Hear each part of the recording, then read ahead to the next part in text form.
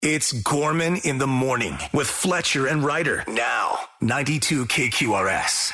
Gorman in the Morning on Minnesota's 92 KQRS. Good Wednesday morning. It's June the 11th. I'm here with Fletcher. Couple of really important things to start the show. National German Chocolate Cake Day, which happens to be my dad's favorite cake, and it's his birthday, so happy birthday, Dad. Also National Corn on the Cob Day. Just thought I'd get that stuff out there. Well, that's three things, actually. Yeah, I guess that was. Man, 2 for the price of 3 around here. 3 for the price of 2. Also on hand, Ryder, of course. 100%, because he's a prankster. Prankster is what I'm looking for today. Man, Ryder's a big fan of the pranksters in the world. Yeah. I tell you, it's I'm feeling Minnesota, and that means it's time for headlines, Paul Fletcher. It does indeed. For the first time in 7 years, David Byrne is releasing new music. The legendary Talking Head singer will follow 2018's American Utopia with a new 12-track album, Who is the Sky, which will be accompanied by a tour.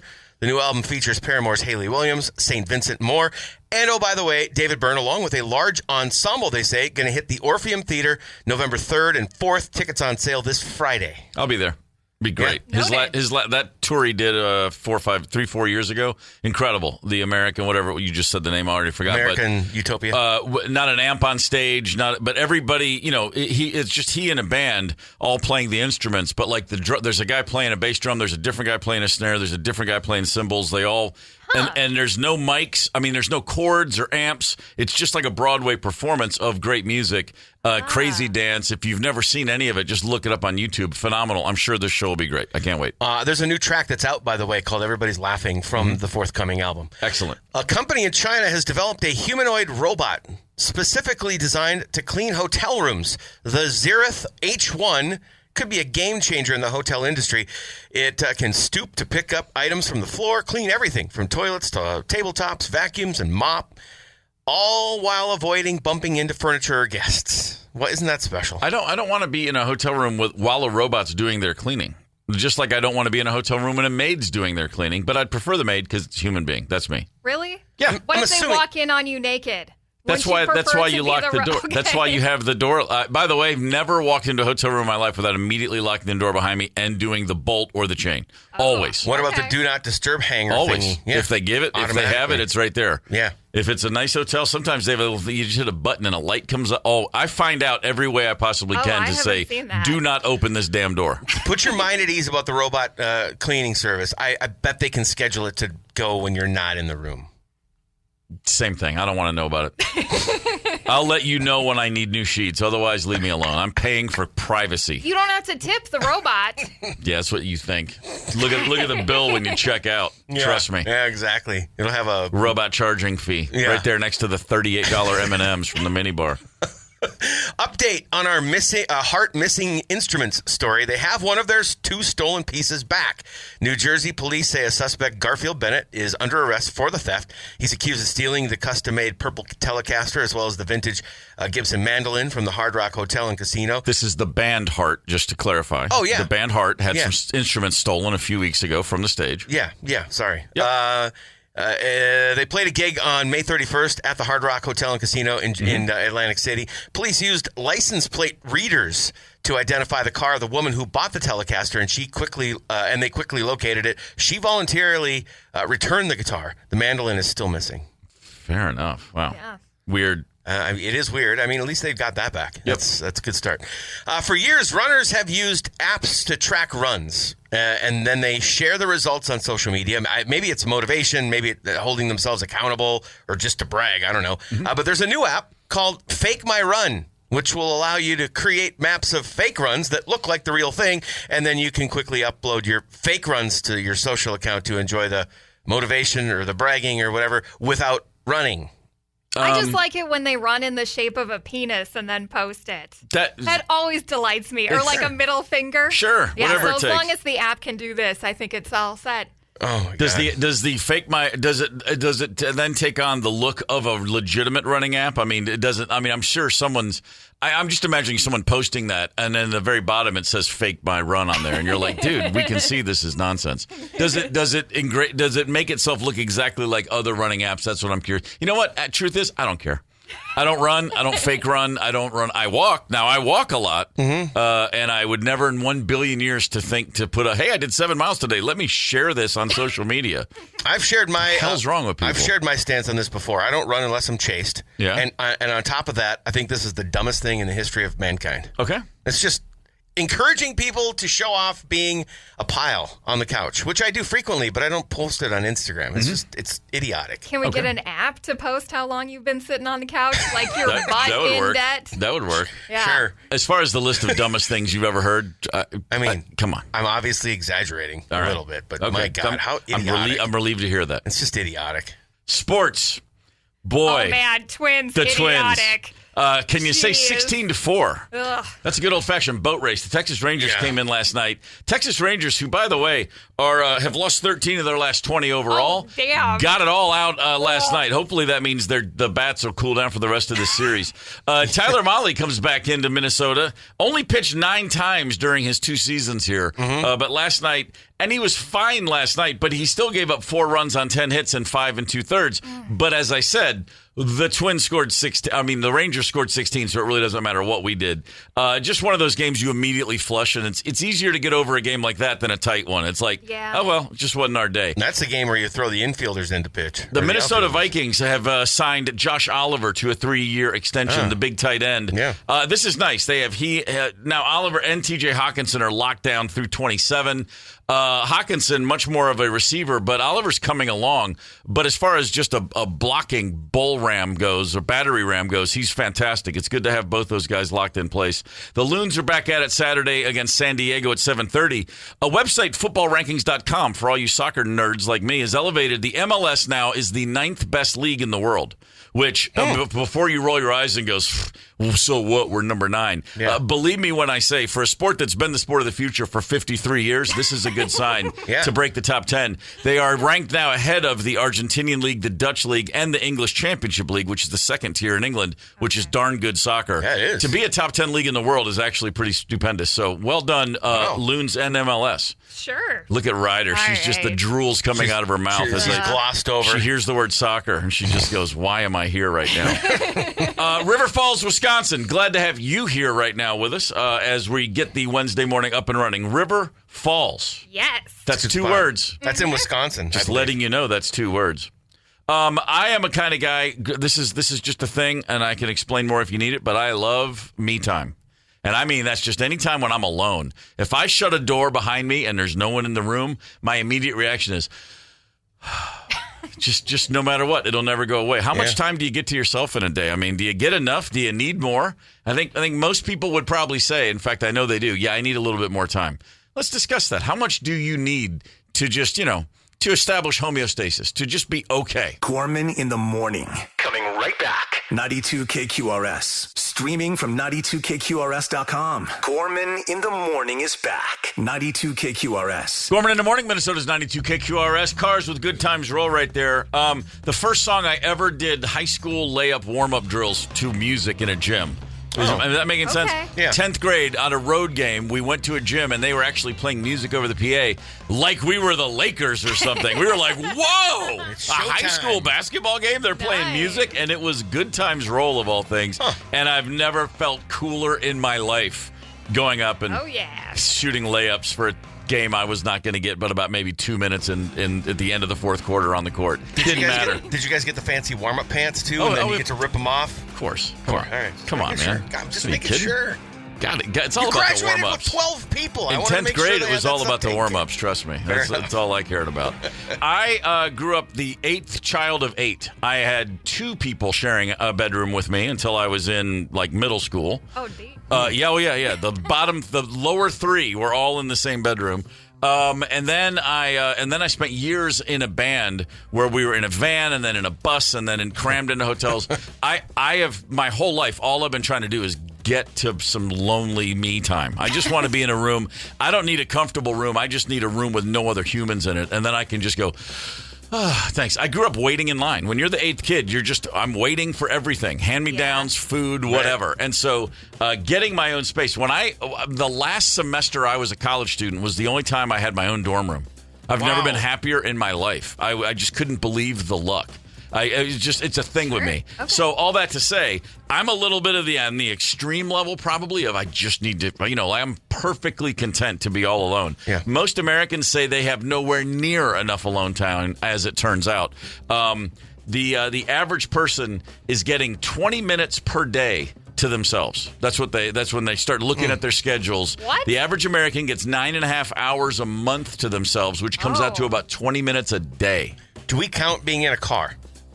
I mean, driving. You're doing something, but that's solitude, right? It's solitude, but you're not able to just float. Decompress. Yeah. Decompress. You have to deal with that guy who won't turn his turn signal off. There's other things. 100%. Yeah, you're not alone because you're on the road with other idiots. So, I think I never have enough time to myself, but I always have at least 20. I have more than that in a day, so I should probably stop bitching. Ryder, do you have time up to yourself in a day? Oh, yeah, because me and Mr. Ryder are on, way off schedule. So Yeah. I probably get back to the house after doing all my work stuff, maybe about 2, and he doesn't show up until, 8. Oh, boy.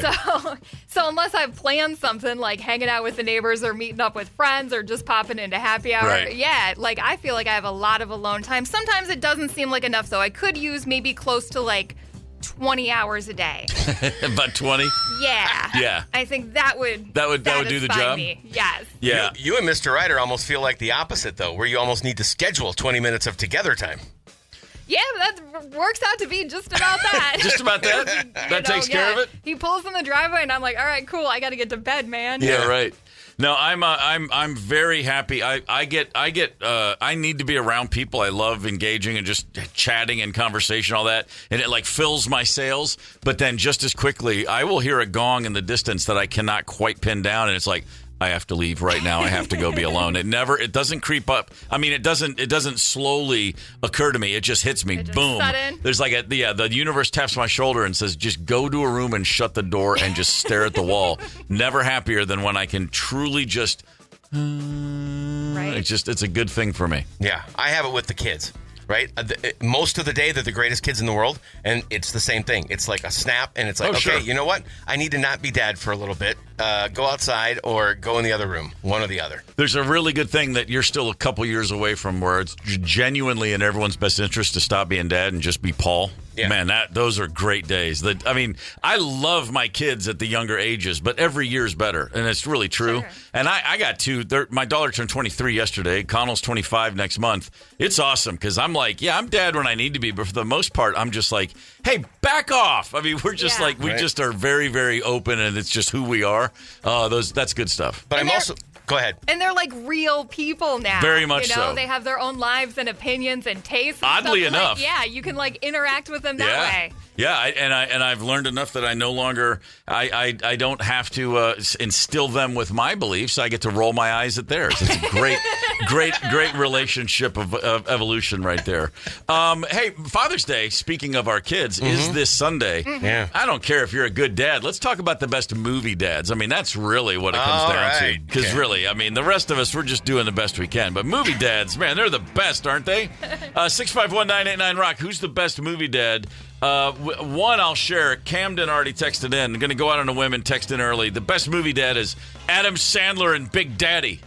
I'll have to take your word for it. Never seen it. He adopted that kid. So. Oh, did he? Is he adopted? Oh, well, good for him then. There's a very dramatic scene in the court. It's the one, Oscar moment for Adam Sandler. Really? That he's, getting all sappy over hanging out with this kid that he just picked up to impress a girl. No, oh, well, okay. Yeah. Well, now that checks out. Yeah. That part makes sense to me. He didn't know what to do. He was completely clueless. He was covering up vomit with newspapers like a dog, like it was a dog in the house.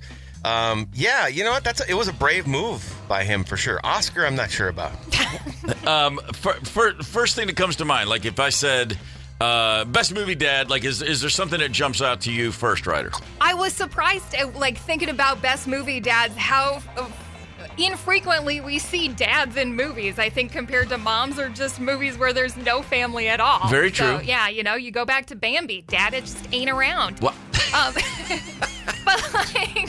best movie dad, it's got to be Eugene Levy in American Pie. Oh, okay. I mean, kid destroyed that pie and he just hid it from mom. Dad's got your back.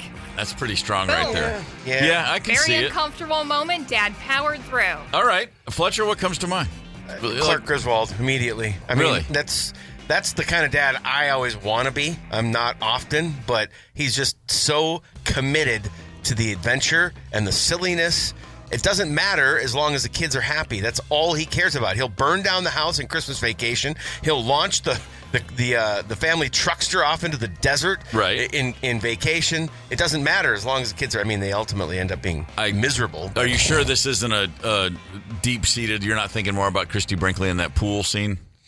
Well, we were talking about dads, but I mean, yeah, I think of her in the Ferrari. Well, more okay, so but I'm saying, well, he jumps in that pool. That's all I remember. 100%. Okay. Just saying. Wouldn't you jump in the pool? Peel back the curtain. Hey, I'm not putting that guy up. I'm not waving that guy's flag. I realize there's a darker side to Clark Griswold. All is not. I mean, I'm just saying. But he ultimately does the right thing. Okay, if you say so. He does. Steve, who jumps out to you? Well, this is going to sound like such a I mean, it's so. There's something wrong with me. The first thing I thought was all the bad dads in movies. I had to then recycle through all, because when you say greatest movie dads, that doesn't mean they're actually great people. I think about the most iconic scenes or movies that just smacked me upside the head man. What for dark like bad thing dads. came into your brain? Right to Bull Meacham and the Great Santini, Robert Duvall. Anyone ever see someone out there has seen the Great Santini? The Marine doesn't know how to handle his life. Somebody has, and it's just not us. Yeah, it's just not you. Watch that movie with my Marine dad, and he, of course, we saw two very different characters. I was like, oh my God, that guy's a complete sociopath. And my dad was like, that's a good Marine right there. It was that kind of thing. Always comes to mind. And I thought, and then I'm not making this up. I thought, the first thing I thought was the Great Santini, and the second thing I thought was Jack Torrance in The Shining. Oh, bad dad. God. I mean, come on, takes a dark turn there. Starts off good. Yes. Oh, I love it, honey. We're going to have a great time at this place. And then before you know it, he's typing. He's hitting Scatman with an axe. All Danny's in the maze. I got to, it's a me thing. And you're calling me out for Clark Griswold going into a freaking pool. I'm just saying, there's a dark side to that guy. Let's just examine all the different angles here. Oh, my God. The Shining, all dark. Like, he didn't put the family out there to have a good time. No. It was selfish reasons. Everything there was was. no moment when he was great. And then he loses his marbles. But then again, these are, but I'm just being honest. When you say great movie dads, that's the first thing I think is like, who do I remember? Hell, for that matter, Dean Vernon Wormer in Animal House. His daughter ends up drunk at the party, and then he's at the parade. I mean, who knows? Sure, the movies we see at a certain time in life mean the most. I mean, and I'll go one further. I'll go, Caddyshack, The Judge. I mean, come on. Although that was his grandson, You're really, gonna that go he with was bad yelling dads. at. Why not like Vito Corleone or something like that? Where Loved his family. What did anything What are you for kidding? his family? He Great dad. Anything. Yeah, for no, his I know, dad. but he killed a bit. Senator Corleone. He did a few things that were that were shady, if you will. Don't you For the family. Don't you dare disparage the Italian American experience. Sorry, that's for my wife's family. Okay. Hey, 651-989 Rock, best movie dads. Well, however you determine the word best. How about that? Best movie dads. 651-989 Rock. Gus from Scandy called in. He said, Steve Martin, Father of the Bride. A lot of people throwing in that one. On a list of We'll top. do anything. What's right? that? He'll do anything. Sure. Right, yeah. Yeah, absolutely. Just completely run over with emotion and come out of control. The lot on the text line, a lot of Darth Vader's coming in repeatedly. And when I first saw that, I was like, what are you talking about, Darth Vader? And then, people are saying, well, he did save Luke ultimately, and he killed the Emperor. Yes. See, that's not something I would remember. He made the ultimate sacrifice, for sure. Right. I saw Return of the Jedi when it came out in theater, and I was like, okay, I like the other one better. I was into The Empire Strikes Back. I was just too cool by the time Return of the Jedi came out, and what were they, the Ewoks? They just bugged me. Like, the Ewoks were awesome. They were fun. It's a kid's movie again. Empire Strikes Back felt cool and scary and badass. And then anyway, we were kids when it came out. Yeah, but I wasn't. See, I'm saying I'd aged out apparently. All right. So Darth Vader gets a few coming in strong. I almost said this one, and for some reason I clipped to myself. Atticus Finch, To Kill a Mockingbird. Pretty good dad. Pretty great dad. He was. Nothing like a dad who's on the right side of history. Let's just put it there. Yeah, 100%. Best movie dad, The Champ. Oh, my gosh. John Voight, The Champ. Anyone ever see it? Probably before y'all's time. Yeah, Late 70s. Ricky Schroeder. Come on, man. Oh. I liked me some Ricky Schroeder, but it was in silver spoons, so yeah. Sure. Well, have you not seen The Champ? You watch it with your kids. Oh, you'll all just be on the floor, just crushing, beautiful, devastating movie. That sounds like how I want to spend my afternoon. That's right. My kids will be like, what else you got? It's Father's Day, children. We're going to watch a sad movie. Damn it, sit down on the floor and watch this movie with me. If you loved me, you'd watch the saddest movie ever with me, for God's sakes. You know, Will Smith was in a really good one, The Pursuit of Happiness. Played it as a great dad. That's what it was like 20 years ago. We're just gonna recommend it. Throw that out there. Pursuit of Happiness. Shockingly touching. Yeah, I was so excited to cheer for him at the end of the movie. Yeah, when he just nails getting the job and everything. Really, really good. But the top three, we've got the top three based on our text, and then also there is an official list. There is. Okay, well let's. And by the way, our texts have also the most I've seen that we haven't mentioned yet. Let's go with this one. How about Liam Neeson in Taken? Oh, hell yeah. Yeah. I'd have her on a plane. Ultimate dad. I'd have her on a plane in 2 hours. Just hang up the phone and let's get rid of this girl. But a lot of votes for your boy, Clark Griswold. Let's not overlook. I mean, my joking aside. He will stop at nothing to make sure his family has fun, and they will have fun, whether they want to or not. Yeah. Here's your number one, though. It didn't even occur to me, but I get the thinking. Clearly, a man who would go to the ends of the earth just to spend a few minutes a day with his kid, and that would be, of course, Robin Williams as Mrs. Doubtfire. Yeah. Can I change? Yeah. Can I change my... No. In fact, we're going to start calling you Clark from now on. Tiffany Doodah out their butthole. You are Clark until next week, at the very least. Hey, the KQ Karaoke Cruise is back June 20th. Paddleford Riverboat, singing, dancing with your buds, drinks. All of us there from KQ on the boat. Free food from Lucky's 13. I mean, I don't know how else to explain it. It's just going to be an awesome time. That's all you need to know. Go get your tickets at 92kqrs.com. Join us, sing, have a cocktail, enjoy some food. It's going to be a blast. That is that's a week from this Friday. Holy smokes. If you've been sleeping on getting tickets, get on it, because we do want to hang out with you and see you out there, but we got to know ahead of time that you're coming. That's a very good point, Ryder. Go get them, 92kqrs.com. The Wallflowers and ZZ Top at the Ledge tomorrow night. We got tickets right to give away. All right. We got a few people lined up hoping to play a game of Beat the Jock. Yes. We can't just enjoy them coming to town. We got to sweat this damn game. That's exactly right. Mike from Cottage Grove is up first. Mike, good morning, sir. Morning. Are you ready to play Beat the Jock? Yeah. All right. Now, you have a choice. You get to compete against either myself or against Fletcher. Who do you want to go up against? I'll go Fletcher. What the hell? Damn it. Remove those headphones, buddy. All All right, Mike. Ryder's going to guide you through this one. Yeah, and I need help keeping score. Category is stereotypical Father's Day gifts. Mike, you have 20 seconds. Ready, set, go. Grilling accessories, outdoor, like kayak stuff. I'm a gamer, gaming stuff, golf clubs, golf accessories, grooming for beards, shoes, lots of shoes, clothes. All right. I did all right. Yeah, 1, 2, 3, 4, 5, 6. I got 7. I got 8 because I gave him golf. He said golf clubs and golf accessories. Oh, that's good. Yep, you're right. Golf balls is definitely one. Mike, tie? You missed tie? You still might do okay. He still might do okay. All right, so we got 8. Paul, go ahead and put your headphones back on.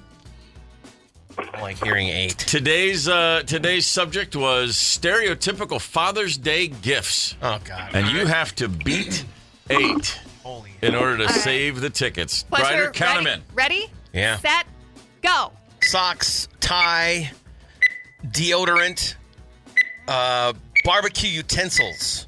Good 12 God. seconds. 10. Hat, t-shirt, underwear. 3, 2. Movies. No. Wow. Underwear.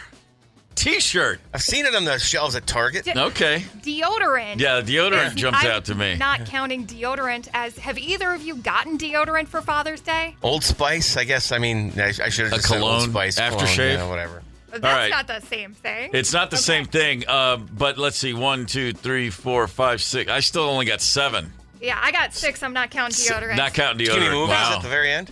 Not giving you that one. No. The, What? the buzzer. No. The buzzer caught Take you. it to a movie. Looks like Mike's going to see ZZ Top. Mike, well done. Could have easily That's buy awesome. Dad a movie. How can you not give me that? It doesn't matter. You were at the buzzer, dude. It does matter. I want a tie. Hey, Riley Okay. Gaines, you still lost. 7-8. Mike, you got the tickets. Well Yeah. done, brother. Thank you. I can't believe you counted underwear. Yeah. What? Of course we counted underwear. Why would I That's not something count the underwear? wife gets you, not your kids. Oh, Kids would wow. never get you underwear. Okay, who's really buying you the Father's Day gifts, Mike? I'm pretty sure it's your wife. Wow. I thought it's supposed to be from the kids. All right. Father. Early days. All right, Mike. Thanks a lot, man. Have a great time at the show. Ah. All right, Fletcher. Go ahead and stew. I'm just sick of losing. Go ahead and so. stew. I will. You've won before. Maybe once. Yeah. Yeah, That one time. Great. Yeah, great. I'm like Listen. the twins.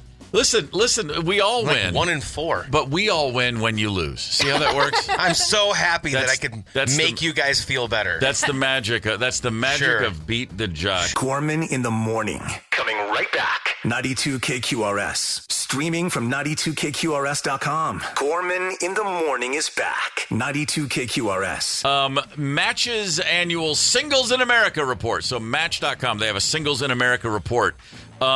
Apparently, they're saying the big trend lately, using AI to help people find their mates. People use AI for everything. I mean, what That the they hell? do. right. But here's something that's kind of interesting. A lot of people have said they've been interacting with AI as a romantic companion before. Someone that is offering companionship or emotional support. By someone, I mean an AI. People are basically creating somebody or finding apps where you have someone you can lean on, someone you can text late at night, someone you can, say, hey, man, I'm not feeling good. Oh, what's the matter, Steve? And it's all AI. It's not real. And a lot of people are admitting that they have a better relationship with that than a real person in their So life. this is all digital. There isn't like Yes. a robot that shows up to my house ready to have a good time with me. That not yet. Interesting. Okay. I'm sure Right that's around coming. the corner, I'm sure. But a third of Gen Zers and a quarter of millennials on Match.com said they have used AI like that, as in somebody that I am getting emotional support from. I could never look myself in the mirror, and I don't mean this to sound judgmental, because if you're getting support, take support in whatever it comes from if you need help. Sure. But I would really struggle to look myself in the mirror and not go, what's wrong with you? You know this isn't a real person. This is an AI-generated bot offering me advice and help and making me feel not worse about myself. I can't. I'm not that limber. I couldn't stretch myself enough to accept that. Does that make sense? Yeah, it does. I don't know that this is different than like porn. It seems to be on the same level for me. You're getting some kind of satisfaction from something Right. that seems completely harmless until it steals all your data and sends it to China or whatever. Yeah. But yeah, this seems, I wouldn't say that it's cheating. Like I wouldn't be pissed if I discovered that Mr. Ryder was doing this. Okay. But it seems to be like that same vein. Like some people would get pissed over porn. Well, here's the thing. Like, if you're single, if you're fully single and doing this, that's one thing. But if you're already in a relationship, if you are in a quote-unquote committed relationship, that is the question. A lot of people saying this doesn't count as cheating. It's Your partner's unaware. Your partner's probably going to be uncomfortable. There's all kinds of emotional. There's attention and energy that goes towards something that's not them. There's trust. There's boundaries. You're violating that. Seriously, you don't. Well, what if early in the relationship your partner says, "Oh, by the way, hey, look at this," and they bring you in on it and say, "Hey, but this really helps," and I'm. What if you know we're about developing. it? This looks like it's turning into something, and so here's something about me I haven't shared yet. Oh, I like this AI bot, and they get me through tough times. We're talking about cheating. So I went to somebody in a relationship. got it. That's why I went. Oh, no, I know, If you and that's why I'm asking. There's certainly there's an exception to every rule, of course, right? But I take it as like the face value of this is that we're talking about cheating, so that involves a relationship at least of some time. Okay, so but like I'm saying, if a relationship is in its early stages and you're feeling really good, could you imagine yourself? Would you be cool with that if the person says, "Look, this is just a thing I do, and I'm having a great time with you, but I'm not going to shut this down. Yeah, I'm not turning my phone off." Right, and it doesn't have to be secret. They can be Yeah. open and honest with it, up front or whatever. Like, hey, this is the thing that I'm into. Much like if somebody's into golf or something like that, spending time and energy on that. That's my and so here's where I'm the douchebag. if somebody said to me, I'm really into golf or I'm really into high-lie, I'd be like, okay, that's weird, but that's you. Yeah. This is the thing I don't know that I could continue to be, in a relationship with someone who's relying on something that's not real. Golf is real. You hit a ball with a club. Sometimes it's real dumb, but it's real. I would be like, how? I couldn't probably. I just don't think I could rest on knowing you're being fed support from a fake thing. What about reading a dirty book or something like that? It's a real book. A human wrote it. A human wrote it. They're fake characters. Fabio is not really coming to save the milkmaid or whatever. You are now comparing art to AI. All right, I'm just going to say an algorithm that is art. I'm going to say one thing, okay? In 2004, I was at a Whole Foods in L.A., and I saw Fabio, and Fabio is as real as it gets, baby. Make no mistake about that. So there's a bunch of words that we hear sometimes, and we pause and go, I'm sorry, what did you just say to me? And I'll tell you one, the first time anyone ever asked me, do you want to play cornhole, I thought they were coming on to me. I truly just said, hey, no one touches the cornhole, bud. I was like, wow, you're being very forward. And he looked at me like I was a crazy person. And, of course, I was looking at him like he was a crazy person. I had no idea what cornhole was. Yeah. I thought it was beanbag throwing. I didn't know. We're real stubborn about renaming cornhole. Yeah, we're just not going to let that one go. I thought in Minnesota it was bags. Like, that's what we just call it. Let's play bags. Bags. Yeah, which I'm not sure that's much better. It's not much better than cornhole. Well, hey, you want to play with my bags? Yeah, I can see that going sideways as well. Yeah. I'm a big fan of the word dongle. Not dangle, dongle with an O. Any idea what dongle means? I got a dongle in my pants right now. Wow. Yeah. Look at you. I actually know what a dongle is. Do you? It's kind of wiggly. It's the thumb drive, the jump drive thing. It's got a hole on one end. It's kind of wiggly. It's the thing that I use to adapt my phone that doesn't have a headphone jack anymore to my headphones that I refuse to quit using. Okay. Not going to the earbuds. A device that can be plugged into a hardware port on a computer is the definition in front of me. But you could still, you could easily say, like, did you hear what Sheila did? She plugged in my dongle, didn't she? I mean, it still sounds, come on, we could still make that work. Yeah. You don't even have to go to Australia to play with your dongle. No, you don't. Nah, she's wild. She's going to raise her sharp teeth like a dingo, and she'll rip that dongle right off the mate. Wow. She'll go deep on that. Solid. I'm sure we've all heard the term shuttlecock. And that's not sleeping. That's not sleeping around. That's the reward for getting into the Mile High Club. Is it not? It's not that. Not that at all. What? We had a shuttlecock lesson in my family. My dad one time came home with the old volleyball badminton set for the backyard. Okay. And the badminton thing you hit, that's the shuttlecock. Yep. And my father explaining to us the basic rules of badminton.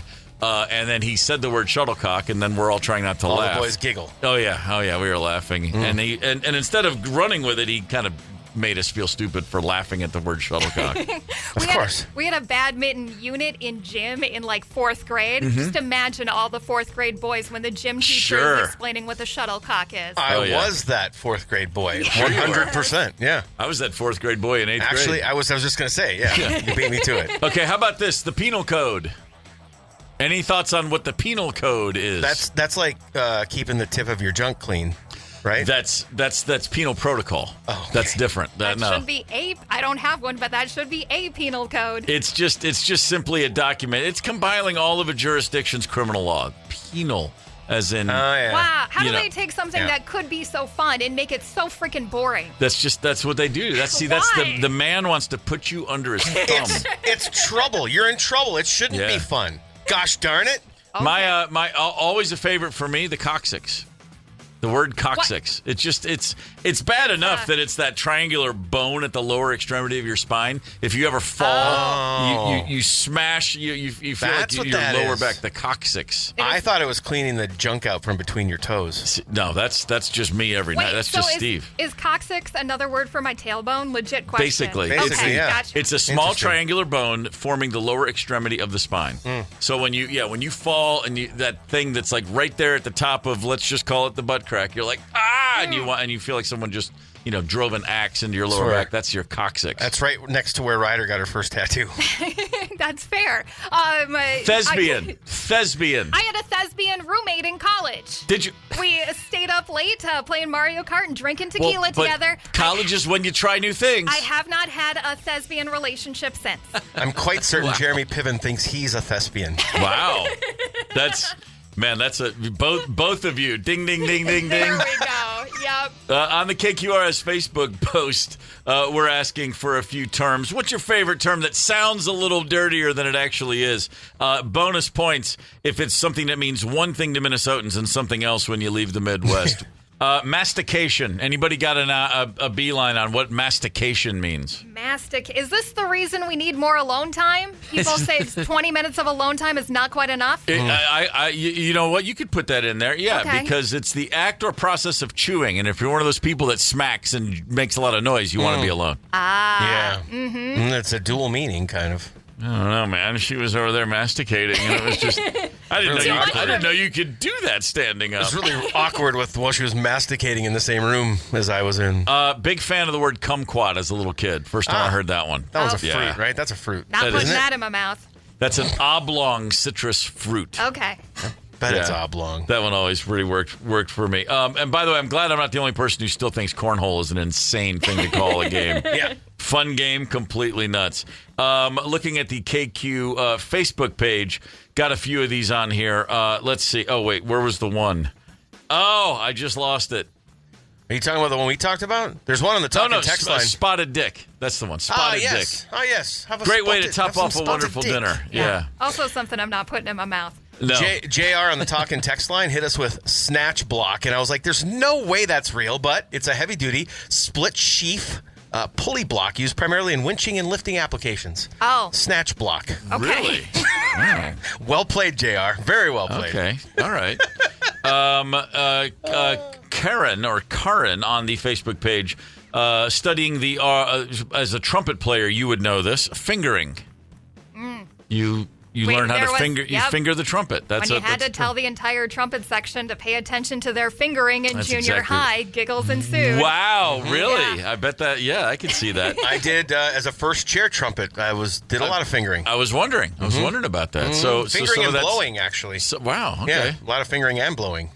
That's good to know. That's good to know. It explains a lot. Ron on the Facebook page, a curling term. Drop it on the button.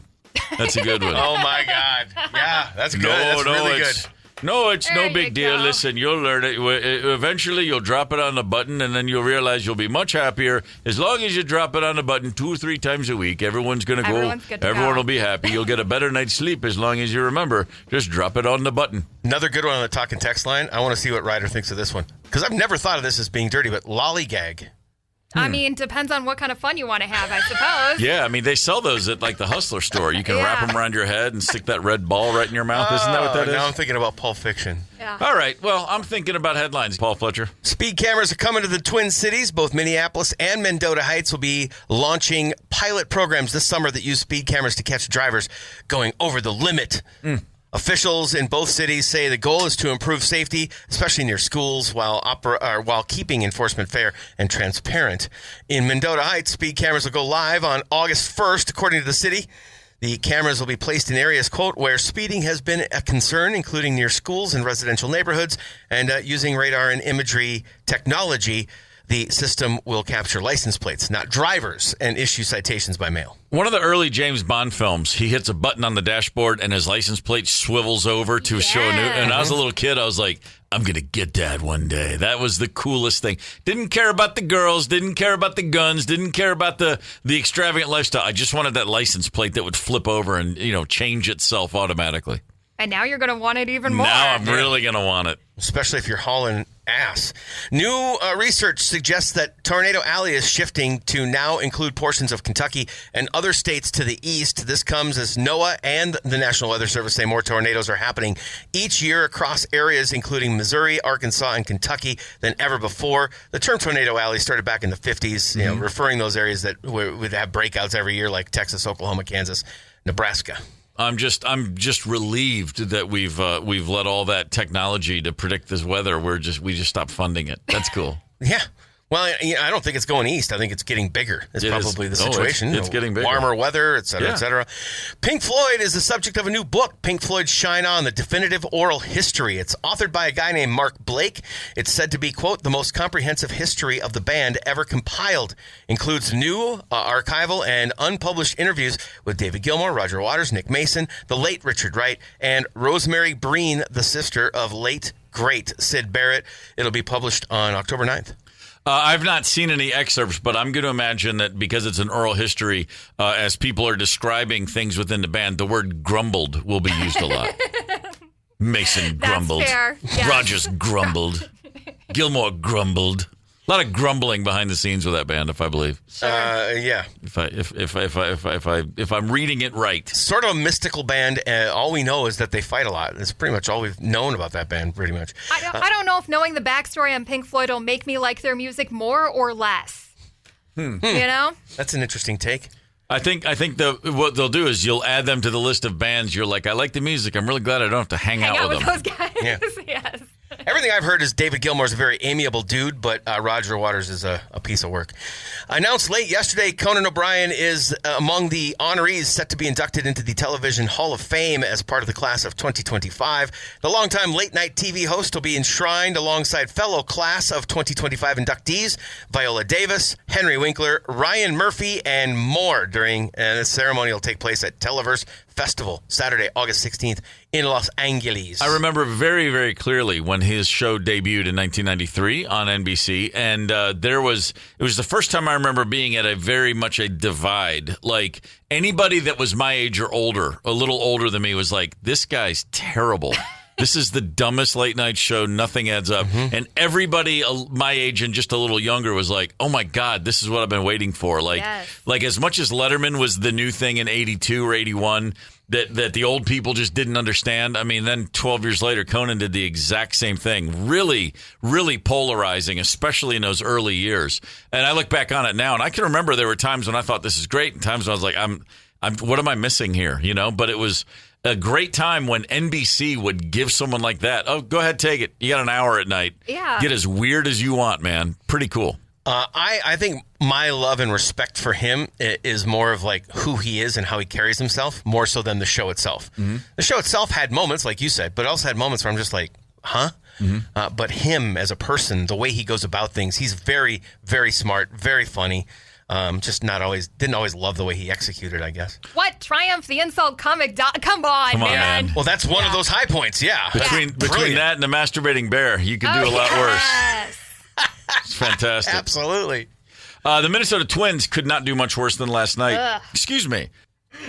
They dropped a game 16-4 at Target Field on Prince night of all nights. That's a pretty Minnesota thing to do, right? Come on. This is celebrating the little purple magician, and then we give up 16 runs to the Texas Rangers. This is what it sounds like when doves cry. Yeah, they've been, believe me, and the Rangers have not been playing great baseball of late, but they got it all figured out last night. Mm-hmm. They're back in business tonight. Let's turn this bad boy around. Come on, Minnesota. I'm still riding high from that 13-game winning streak, which is getting further and further in the rear view with every passing day. You got until the All-Star break before I give up on you completely. Yeah, that's exactly right. Yeah. That's a fair assessment. You got the better part of a month to show us that we really should care.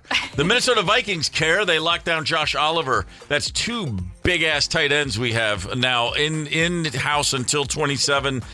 Moving forward, that's good news. Oliver's great. I mean, he's not catching the ball. He's not like Hawkinson, not as much of a threat, but as just a blocking battering ram, man, he is intense. Every time they'll show like watch Oliver as he picks up as the ball moves downfield, he's just pancaking dudes left and right. He's awesome. The Minnesota Loons are back in business Saturday night, 7:30 against San Diego FC. The Loons are playing really good soccer, their best ever in the first half of an MLS season. So that's good for those of us who've been waiting to get to a Loons game like me. Saturday might be the time. I'm looking forward to that. Here's something I'd like to say right now, if you don't mind. Just a quick little message to Spring Lake Park. Come on, Spring Lake Park. Glad to have you with us. Gorman in the morning. Coming right back. 92 KQRS. Streaming from 92KQRS.com. Gorman in the morning is back. 92 KQRS. Gorman in the morning, Minnesota's 92 KQRS. Glad to have you with us. It's time for a good old-fashioned cover battle. Yes, it is. I'm like crawling out of my skin already. Oh, boy. This one's going to hurt somebody. Easy one. Let's talk about the song Hurt, shall we? Okay. Originally recorded by Nine Inch Nails. What year are we saying 96? that was? 94. 94? I was thinking a little earlier. 94, I I thought think. it was 94. Yeah, I'm pretty sure it's 94. That makes sense. So, 94. A song that came out, and this is what I remember, is somebody saying to me, have you heard that Nine Inch Nails song, Hurt? And I, of course, said no. And then I heard it, and I was like, it's pretty good. Yeah. A really, really, really slow build. Yeah. And a haunting as hell. Yes. It is. It certainly is. And so I remember hearing that and thinking, like, wow, that dude's going for it. He's got a thought there. He's expressing himself. It's good. It's what it is. It's what you expect from Trent Reznor, et cetera, et cetera. And then less than a decade later, someone else said, have you heard that song Hurt? And I went, yeah, Nine Inch Nails. He goes, no, Johnny Cash has a song called Hurt. And I thought, Did the person you were talking to think this was a Johnny Cash original? yes. They Or did. Yes, they did. And I remember thinking, there's no way. It's got to be an original. It's not the Trent Reznor song. That's not possible. Sure. And then it was. And then I heard that, and I went, holy smokes. And then the Johnny Cash, it already starts kind of like, it doesn't build quite as much as No. the Nine Inch Nails version. No. Doesn't need to. But the video accompanying the Johnny Cash version was really Really good, stark too. and immediately Poignant. just bang, hit you in the head. Johnny wasn't around much longer after his version was released. Less than a year, he died. And at the time, like Rick Rubin, they had made several records together, and he brought that song to Johnny, and he heard it, and he just went right past it. He was like, makes no Not sense. gonna work, Yeah. I'm not digging that. And it took, and Rick was like, maybe reconsider this. I really think just right now, this could be something.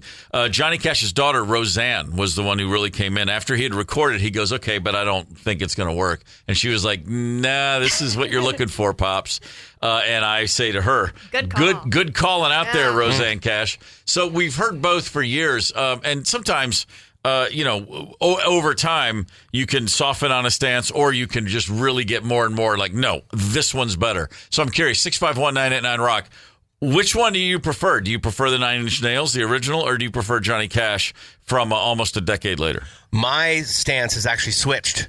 I was very much the Nine Inch Nails version, Yeah. and now I am wholeheartedly Johnny Cash. To me, the Nine Inch Nails version is like watching an old wooden casket go into the ground. Okay. Have the dirt tossed on top of it, the worms crawling around, All right. the people standing there mourning. Johnny Cash's version to me is picturing that happening to himself and narrating his feelings about it. Like it's just, to me, it just takes on way more depth. It's reflective. It's deeply raw. Johnny's version's outstanding. Okay. All right. Oh, and we do want you to weigh in on this, so let me make Yeah. it super clear. You need to text the entire band or artist name, 9 Inch Nails, or Johnny Cash to 651-989-ROCK, and we'll get to your votes in a few. The very first time I saw 9 Inch Nails was like way late to the game. It was Riot Fest 2015. They did that song, and 15,000 people sang along, and nothing can beat that. So I'm going with the 9 Inch Nails version on that. And All right. does Johnny sound as haunting if you don't have that one to contrast it with? That's You know? That's a very good point. And I remember I'm thinking about if this was if people did think of this as a Johnny Cash original, it probably really left them dumbstruck. Like, he doesn't usually write songs like that. But either way, the thing I like about this is they are such different. I like where it's like there's they're both really heavy in their own way, but two entirely different things. So a reminder, text in your vote, but you have to write in either Johnny Cash or 9 Inch Nails. Yes. Don't write Johnny, don't write Cash, write Johnny Cash or 9 Inch Nails. And if you write 9 Inch Nails sucks, that's still a vote for 9 Inch Nails, because that's how the texting thing works. That's exactly right. That's exactly how it works. So just simply say either Johnny Cash or 9 Inch Nails. It's Gorman in the Morning with Fletcher and Ryder, 92 KQRS. All right, the cover battle of the day. Cover battle du jour. Hurt versus Hurt, 9 Inch Nails versus Johnny Cash, the Man in Black. Yes. A lot of text messages came in right away. And not only is there a runaway winner, but the runaway winner with way more passion on his side. And that would be Johnny Cash, right now sitting at a comfortable 86% of the vote. Wow. That's Saddam Hussein re-election numbers. Yeah, it was more than the Beatles Aerosmith for Come Together. It was. So I think that was like 65-35 for the Beatles, but Yeah. the people have spoken for the Man in Black. I saw one of the texts. We got so many I can't keep track of who it was, but somebody just said, Johnny Cash, you feel it, not just hear it. I think that's kind of that I would be the overlying theme of all the people that voted for Johnny. I read an interview, a story from Vanity Fair or Rolling Stone. It was, but I don't think it was Rolling Stone because for some reason Vanity Fair jumps out. But it was shortly after Johnny Cash died. There was a lengthy interview with Rick Rubin talking about their relationship. And when Rick first saw him at some point in the 90s, Johnny was playing like a state fair. Not even like the California State Fair, but like the Central California State Fair. You know, smaller Fresno County. Yeah, we were there. Something like that. Back to his roots, kind of. Well, that was all he could get. Like he had been, the Nashville had turned their back on him quite a while before that, and he was still just out playing. And Rick went to see him and just couldn't believe it. He was like, "This guy still sounds incredible." He was such a pivotal figure in so much of the great, of the 50s and 60s of what made music matter to people. And what in the world? How is this guy being cast aside? And they started a relationship and a conversation, and it led him to just going, you still are the coolest thing ever, man. What's going on? Yeah. And it was really, it was a huge indictment of Nashville, of country music, the business of country music, and how they just love to do that. And the lessons learned from Johnny Cash and Willie Nelson. And, all the outlaw country guys, the original outlaw country guys, and Merle Haggard, and people that they stepped on toes and then they were just basically shown the door. Like, the Music Row, the big corporate Nashville is like, man, we don't have time for that. We need you to get on. We need you to play the game, buddy. You need to be a part of this here system. Oh. And so, you see all those guys now, there's 9 guys named Luke, and there's a couple of Jasons, and there's they're all the same dude singing the same stupid songs about trucks and beer, and we're going to, I just like a cold beer on a pickup truck and all that nonsense. And that's what country music is to so many people, sadly, because country music is music. Rock and roll is country music when it's done right. Both directions. Johnny Cash is one of those guys who just, my God, I mean, he was at Newport with Dylan. Like, plug in, man, go for it. He was like, he was just around all of these amazing times and places, and along the way making incredible records on his own. And I'm a hit or miss with Rick Rubin, but boy, I'm so thrilled what he did with Johnny Cash all those years. That album is great. We played the crap out of it on college radio, where we did not play country music, and that album was great. Yeah. And take it even further, almost everything, there were a lot of songs recorded, but almost everything Johnny and Rick Rubin did together, the American recordings, essentially, that whole collection from like 94 till he passed, and I think they're released even up to like 2010. There's so much unbelievable content on there. Yeah, really great. 409, I mentioned that one to you. Like that one, I think I read he recorded that like less than a week before he died. Makes sense. Think of like where his voice must have been at that point. Sure. It's amazing. I am stoked about the 14% of people that went with my 9 Inch Nails argument, though. I'm totally listening to the Downward Spiral today. So. All right. I'm going to listen to Johnny today. Well, see, then we've all got plans. I like that. All right. Well, let's get to it. We've got a little bit of time left. We'll give you the last word. It's not just a rumor. You can actually determine the temperature outside if you hear a cricket chirping. Huh. Oh, damn. Did you know this? Okay, what's the method for this? Count the number of chirps in 14 seconds. Oh. Okay. And then add 40. And that number will give you the temperature in Fahrenheit. Huh. That's a lot of work. I'm going to steal from. Okay, then I'm going to steal from Ryder's toolbox. That's a lot of work. So then do it in Celsius. Counting is a lot of work. So then do it for Celsius. It's easier. Count the number of chirps in 25 seconds. Divide by 3. Then add 4. That sounds like a lot of work. Yeah, a science program that was funded by NASA. A woman named Dr. Peggy Lamone was looking into these old Farmer's Almanac wives' tales and determined, that's exactly right. Crickets chirp in relation to the temperature outside.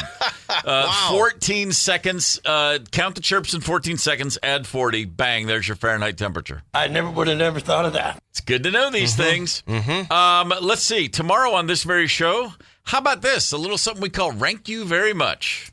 That's a Thursday staple. Looking forward to that. Also, a guy named Mike Corey. He's a professional, a pro adventurer, if you will. He's got a new book, How to Survive Against the Odds, Tips for Animal Attacks and Natural Disasters. Hell yes. Oh, boy. Yes. Oh, I'm looking forward to talking to him. Yeah, Living, breathing Last of Us, huh? Yeah, man. I'm going to say, what happens when the python has me in his clutches and the cobra bites me? What do I do then? I think he's going to have the answer for I that. think he Lots of is. stuff like if you're in an earthquake and the building collapses, what are the steps for the things you should do? Nice. All of that kind of stuff. Very important to know. I think if he doesn't have the answers, we hang up on him. I'm looking very forward to it, whether we hang up on him or not. What's coming up next around here, Fletcher? Pearl Jam, Pete Townsend, Collective Soul. I got KQ Karaoke Cruise passes at 1:30 as usual, so hang out. Right on. Well, that's your day sorted. We'll be back tomorrow morning bright and early on Minnesota's 92 KQRS. Gorman in the morning is also Gorman on the go. Get the 92 KQRS app and stream live or catch the Gorman in the morning podcast anytime. 92 KQRS.